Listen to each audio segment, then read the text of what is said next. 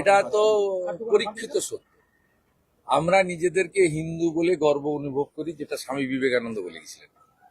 যারা সনাতন ভাবধারা, সনাতন সংস্কৃতিকে নানাভাবে গোটা পৃথিবীর সমস্ত প্রান্তে ছড়িয়ে দিয়েছেন, সেই সমস্ত মনীষীদের তাদের জন্ম জয়ন্তী, শতবর্ষ, সার্ধ শতবর্ষ ইত্যাদিতে মঠ মন্দির নানা প্রতিষ্ঠানের কর্মসূচিতে প্রধানমন্ত্রীও যান, অমিত শাহজিও যান, সকলে যান।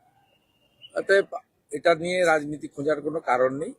হিন্দু স্বার্থ ভারতবর্ষের প্রধানমন্ত্রীর নেতৃত্বে ভারতীয় জনতা পার্টির সৈনিকরাই রক্ষা করার চেষ্টা করে।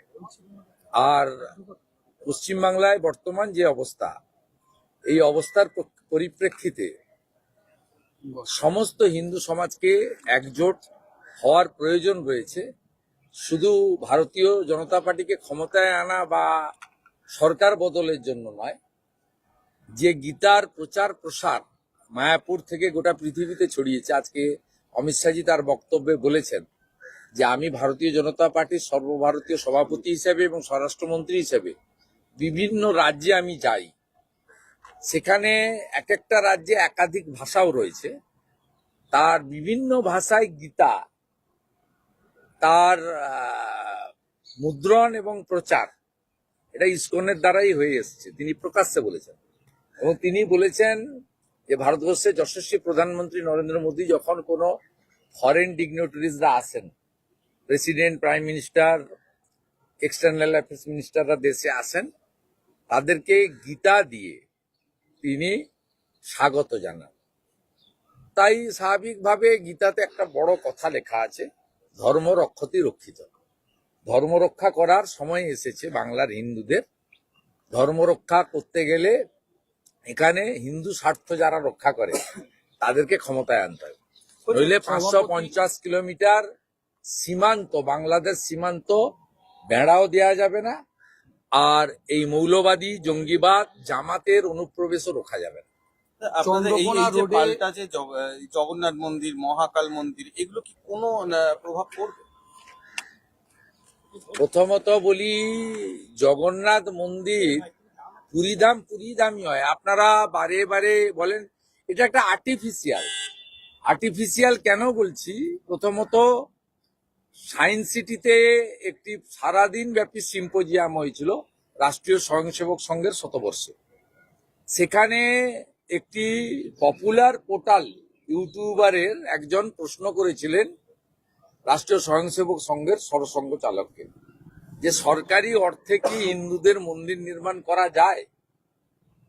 তখন তিনি পরিষ্কারভাবে বলেছেন যে সোমনাথ মন্দিরও নির্মিত হয়েছে হিন্দুদের নিধিতে বা অর্থে। উদ্বোধন করার জন্য রাষ্ট্রপতিকে ডাকা হয়েছিল। অযোধ্যার রাম মন্দিরও নির্মাণ হয়েছে হিন্দুদের নিধিতে, উদ্বোধন করার জন্য প্রধানমন্ত্রীকে ডাকা হয়েছিল। কিন্তু সরকারি অর্থে সরাসরি কোনো মন্দির বা ধর্মীয় প্রতিষ্ঠান ভারতবর্ষে আজ পর্যন্ত গড়া হয়নি। এই কথার মধ্য দিয়ে সিগন্যাল তো ক্লিয়ার। আমি একাধিকবার এমপি এমএলএ হয়েছি, আমার এমপি ল্যাড বা এমএলএ ল্যাডের টাকাও আমি কোনো মন্দির, মসজিদ বা কোনো ধর্মীয় প্রতিষ্ঠানে দিতে পারিনি, কারণ ভারতবর্ষে সরকারি অর্থে মন্দির নির্মাণ বা ধর্মীয় প্রতিষ্ঠান নির্মাণ করা যায় না। সেই কারণে মমতা বন্দ্যোপাধ্যায় কালকে বলেছেন আমি 440, উনি 420। খাতাপত্রে হিটকোতে লেখা আছে শ্রী শ্রী জগন্নাথ ধাম কালচারাল সেন্টার, আর কার্ড ছাপিয়েছেন শ্রী জগন্নাথ ধাম বলে। কালচারাল সেন্টার লিখলে ওটা সাংস্কৃতিক কেন্দ্র হয়ে যাবে, আর টেম্পেল উনি লিখতে পারবেন না, সরকারি অর্থ হচ্ছে। তাই জগন্নাথ ধাম বলে কার্ড ছাপিয়েছিলেন। পুরীর জগন্নাথ মন্দিরের গেটে লেখা আছে 4টি ভাষাতে, হিন্দু ব্যতীত কেউ ঢুকতে পারবে না। যদি প্রকৃতপক্ষে মন্দির নির্মাণ মমতা ব্যানার্জি করে থাকেন, তার গেটে লিখতে হবে হিন্দু ছাড়া কেউ ঢুকবেন না। এটা পারবেন তো লিখতে? পারবেন না যখন মন্দির নয়। পরিষ্কার কথা। হালাল পেড়া গজা তো খাইনি হিন্দুরা, ফেলে দিয়েছে। হালাল গজা পেড়া খাইয়ে হিন্দু ভোট পাওয়া যাবে না। ভবানীপুরে হারাবো, আমি বলেছি, প্রতিদিন বলি ভবানীপুরে হারাবো। সুবিধা আজকে আইপ্যাক মামলা সারা রাজ্যের মানুষের নজর ছিল, একবার সাবডিভিশন অফেন্স মামলা আবার সেই 18ই মার্চ। ঠিক করছে, আটঘাট বেঁধে করছে। এবং আমি মনে করি ওদের স্ট্র্যাটেজি কি আমি জানি না, আমি ইডির লয়ারও নই আর সুপ্রিম কোর্টের জাজও নই, আর এই আইপ্যাক বা ফাইল এবং মোবাইল ফোন চুরি করা মমতা ব্যানার্জিরও আমি স্পোক্সপারসন নই। আমি পরিষ্কার, আমি যেটা চাই বিরোধী দলনেতা হিসেবে এবং এই বাংলার একজন নাগরিক হিসেবে, যখন পুলিশ মমতা ব্যানার্জির হাতে থাকবে না এমন সময় তদন্ত হওয়া উচিত, নইলে আবার তদন্তকারীদের উপরে আক্রমণ করবে। শুধু মমতা ব্যানার্জি নিজে আক্রমণ করতে যাননি, তার সঙ্গে রাজীব কুমার ছিলেন, মনোজ বার্মা ছিলেন, বিধাননগরের ওই তখন ছিল মুকেশ ছিল, এরা জোট বেঁধে গেছিল সেদিন। এবং যার বিরুদ্ধে এফআইআর এর নাম আছে প্রিয়ব্রত বলে একজন ডিসি সাউথ আইপিএস, তিনিও ছিলেন। এখন যদি আপনি তদন্ত করতে আসেন, মমতা ব্যানার্জি আবার সুপ্রতিম সরকার আর পীযূষ পান্ডেকে নিয়ে তিনি আবার হামলা করবেন, আবার পুলিশকে দিয়ে হামলা করবেন। অতএব টাইম উইল স্পিক। আমার মনে হয়েছে আইনি লড়াইতে আটঘাট বেঁধে ইডি এগোচ্ছে। উই আর হোপফুল, কারণ প্রকাশ্য দিবালোকে সব ক্যামেরার সামনে ফাইলগুলো হাতে নিয়ে বলেছিলেন আমি কাড়িয়ে নিয়ে এলাম। তো নিজেই চোর স্বীকার করেছে নিজে যে আমি চুরি করেছি। অতএব আজকে যদি আমার বাড়িতে 3বার সিআইডি পাঠিয়েছে, আমি বাড়িতে থাকি না, আমার বাবা মা ওকে চা বিস্কুট খাইয়েছে, ফিতা নিয়ে গেছিল মাপতেও দিয়েছে, তা আমি যদি সিআইডির অফিসারকে চাঁটি মারতাম তাহলে আমি কি বাইরে থাকতাম?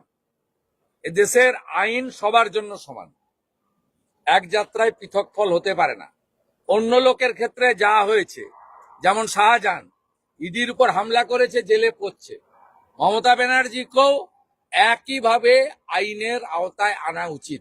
সেটা কবে হবে, কখন হবে, টাইম উইল স্পিক। শাহজাহানের ক্ষেত্রেও সময় লেগেছিল, মমতা খালার ক্ষেত্রেও টাইম লাগবে। আচ্ছা, চন্দ্রকোনায় একটি ছেলেকে গেছে গোটা পশ্চিমবঙ্গ দেখেছে যে সে গেরুয়া পতাকার উপরে থুতু ফেলছে। হ্যাঁ, থুতু ফেলেছে, ওরা একটা জিহাদির বাচ্চা, ওর নাম আমি প্রকাশ করেছি, ভিডিও গুছিয়ে রেখেছি। মে মাসে বিজেপির সরকার এলে যোগী আদিত্যনাথজির মতো ওই জিহাদির বাচ্চাকে শুকনো লঙ্কা জ্বালিয়ে ধোঁয়া ওর নাকে ঢুকাবো। উত্তরপ্রদেশে যেমন সোজা করেছে সব জিহাদিকে যোগী আদিত্যনাথ, পশ্চিমবঙ্গে গেরুয়া ধ্বজের উপর যে থুতু ফেলেছে তার সেই শাস্তি হবে। কালকে পশ্চিম মেদিনীপুর জেলা পুলিশ, আমি সোশ্যাল মিডিয়ায় দেওয়ার পরে বলেছে ডিলিট হয়ে গেছে, তারা ডিলিট করিয়েছে এবং তাকে ওরা আইনের আওতায় আনছে। অতএব এটা নিয়ে যেন কেউ না প্রচার করে। আমার বিজেপি পরিচয়ের আগে আমি হিন্দু বাড়ির ছেলে, হিন্দু স্বার্থ রক্ষা করার জন্য আমার পরম পবিত্রময় গেরুয়া ধ্বজকে রক্ষা করার জন্য যা করার করব, এটা নিয়ে কোনো দ্বিধাদ্বন্দ্বের কারণ নেই। কমিশনের বিশেষ পর্যবেক্ষককে আক্রমণ করেছেন অভিষেক ব্যানার্জি, সি মুরুগানের বিরুদ্ধে হোয়াটসঅ্যাপ চ্যাট এরকম একটা হোয়াটসঅ্যাপ চ্যানেলে পোস্ট করেছেন স্ক্রিনশট। এবং বলেছেন সুপ্রিম কোর্টের নির্দেশ একটা কথাই বলবো, দেখবি আর জ্বলবি লুচির মতো ফুলবি। ব্রেকফাস্টে গেছে 58 লাখ, এখন লাঞ্চে প্রায় 11 লাখ চলে গেছে, আর ফাইনাল ভোটার লিস্ট যখন হবে তখন সূর্য ডুববে, বিকালের চার সঙ্গে বিস্কিট বা সিঙ্গাড়া থাকবে, তারপরে তৃণমূল বলবে আর ভোটে লড়বো না। তৃণমূল তো বলছে আপনাদের ভোটারও বাদ যাবে, আপনাদের ফেভারিট যে ওদের আমাদের ভোটার নিয়ে ভাবতে হবে না, আমাদের ভোটার নিয়ে ভাবতে হবে না। ওদের তাহলে অসুবিধা কি? আমাদের ভোটার যদি বাদ যায় ওদের তো খুশি থাকা উচিত, খুশি থাকা উচিত। এত টুইট মুইট, সুপ্রিম কোর্ট, কালো চাদর, অমুক তমুক, ভূত সাজা, এত দরকার নেই। প্রত্যেকদিন চিৎকার চেঁচামেচি করছেন নবান্নতে বসে, এত কিছু করার দরকার নেই। পায়ে কাঁটা ফুটলে যেমন লাফায় ঠিক সেইভাবে লাফাচ্ছেন কেন? চিন্তা করতে হবে না। কমিশন সাসপেন্ড একটাও বাংলাদেশি মুসলমান রোহিঙ্গার নাম ভোটার তালিকায় থাকবে না, এরাই তৃণমূলের ভোট ব্যাংক। কমিশন সাসপেন্ড করছেন, মুখ্যমন্ত্রী বলছেন তাদের পুরস্কৃত করবেন। মুখ্যমন্ত্রী ভাবছেন যে আমি ফিরে আসবো, ফিরে এসে পুরস্কৃত করব। বিহারে 432 জন বিএলও এবং এইআরও জেলে আছেন, বেল পায়নি। এই সেকশনটা পড়ে নেবেন, এই সেকশনে বেল হয় না। যাদের এফআইআর করেছে তাদেরকে অ্যান্টিসিপেটরি বেল চাইতে হবে। অ্যান্টিসিপেটরি বেল চাইলে এই সেকশনে বেল হয় না। সেকশন 32। হ্যাঁ, এতে বেল হয় না, পরিষ্কার কথা। বিহারে যারা এসআইআর এর সময় 2 নম্বরই করেছিল, এমন 432 বিএলও এইআরও জেলের মধ্যে আছে টিল নাও। ভদ্রভাবে কাজ করুন। এখন বলছেন ওনারা বলেছেন তাই করেছে, কে বলেছে সেটা জানিয়ে দিন ইলেকশন কমিশন, দিয়ে বলুন আমাদের ক্ষমা করুন। বলতে তো হবে।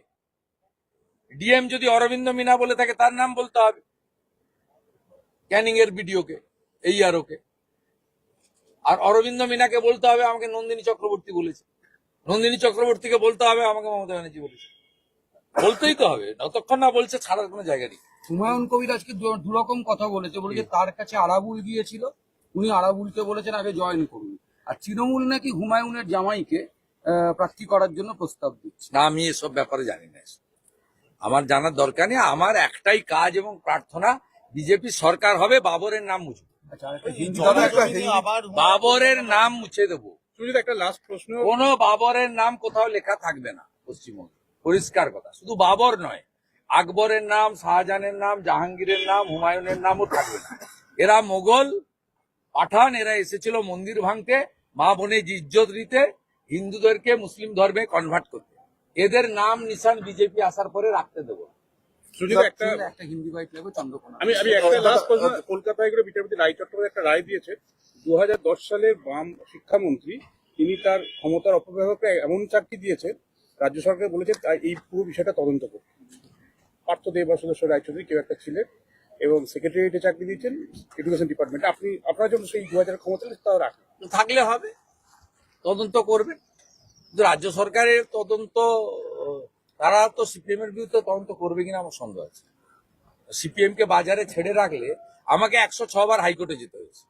সিপিএম এর কোনো মিছিল মিটিং এর জন্য কোথাও বাধা দেয় না, বরঞ্চ আপনারা নিজেরাই আরজিকর আন্দোলনে দেখেছেন, লালবাজার অভিযানের সময় পুলিশ জলের বোতল দিয়েছে, আর যখন জুনিয়র ডাক্তাররা গেছে বা নবান্নতে আমরা যাওয়ার চেষ্টা করেছি আমাদের উপর লাঠি মেরেছে, অভয়ের মাকেও মেরেছে।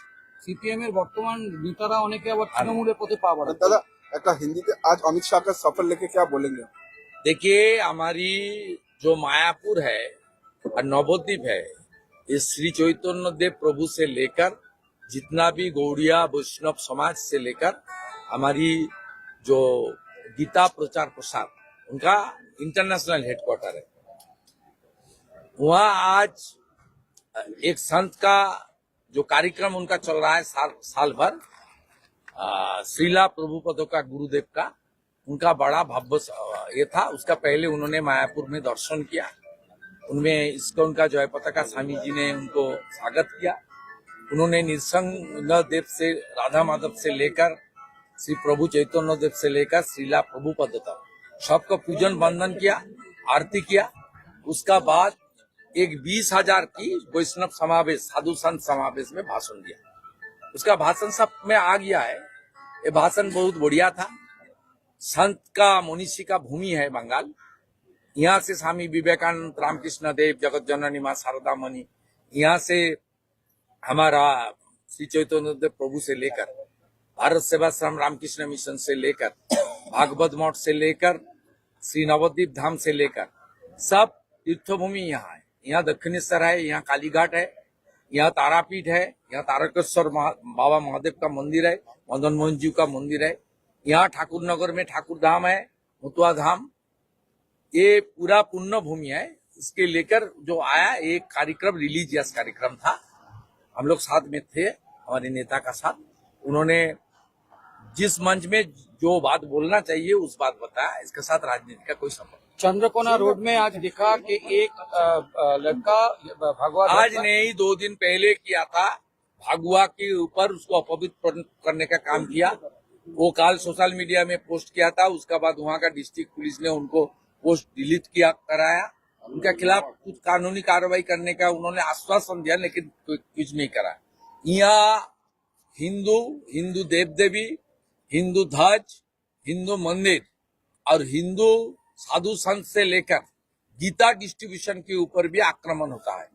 ये खास करके एक जिहादी ग्रुप यहाँ काम कर रहा है, जो बांग्लादेश के सटे हुए बॉर्डर एरिया में जामात ने चुनाव जीता है, ये जामात का विंग्स है। और इसको वोट बैंक की लालच से, तुष्टीकरण की राजनीति के लालच से ममता बनर्जी, उनकी पुलिस इनको संरक्षण दे रहा है। इसका खिलाफ ही हम लोग आवाज उठा रहा है। आने वाला दिन में भाजपा सरकार आएगा। हर हिंदू और हिंदू देव देवी के ऊपर आक्रमण, जो हिंदू ध्वज के ऊपर आक्रमण किया, उसके ऊपर कड़े से कड़े कानूनी कार्रवाई करेगा आने वाला दिन में भारतीय जनता पार्टी का सरकार।